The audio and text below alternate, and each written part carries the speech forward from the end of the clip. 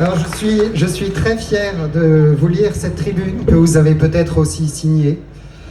Et je suis d'autant plus fier de défendre ces valeurs républicaines et de lutter contre l'antisémitisme que mon arrière-grand-père était haut fonctionnaire de Vichy et donc collabo.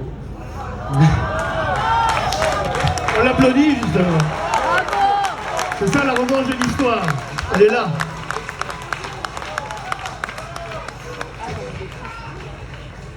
Les années se suivent et se ressemblent dans les universités.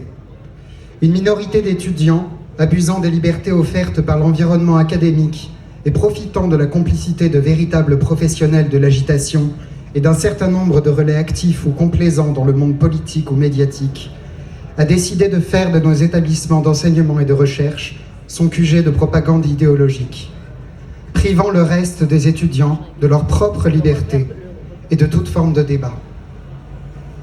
Les étudiants victimes de cette minorité constituent pourtant la majorité silencieuse.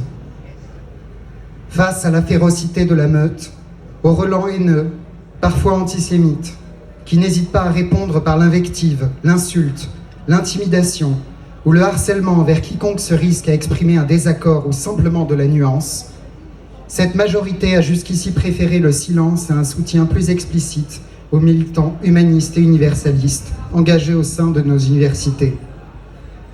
Le résultat en est le risque d'un effondrement rapide des valeurs élémentaires qui devraient pourtant constituer le socle de nos institutions, comme le dialogue, l'ouverture, la prise en compte des opinions diverses devant permettre le débat d'idées dans le respect et la sérénité. Sans compter, de manière très immédiate, la violence exercée à l'encontre de l'ensemble des étudiants souhaitant simplement mener à bien leurs études.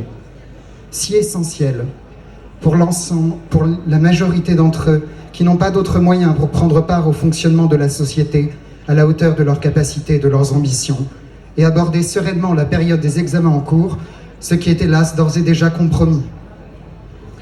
Cette minorité aux méthodes sectaires n'est cependant pas seule responsable de cet inquiétant état de fait. Nous avons constaté que les soutiens médiatiques et politiques à cette minorité sont nombreux, tandis qu'il faut généralement que la situation dégénère ou s'envenime dangereusement pour que nos porte-paroles soient timidement écoutés ou entendus. Qu'un seul groupe ait la possibilité de s'exprimer ou de s'afficher publiquement n'aide évidemment pas à la création d'espaces de débat ni à la sécurisation de l'ensemble des étudiants, à commencer par les plus fragiles d'entre eux. C'est pourquoi la majorité silencieuse dans les universités doit pouvoir retrouver la parole. Et pour ça, elle a besoin de vous.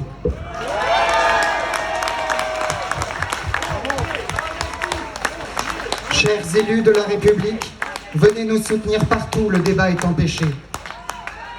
Chers médias, donnez à nos représentants une équité de temps de parole pour permettre un débat républicain équilibré. Chers militants de toute appartenance, soutenez-nous sur les réseaux sociaux et dans tous les espaces où cela est possible.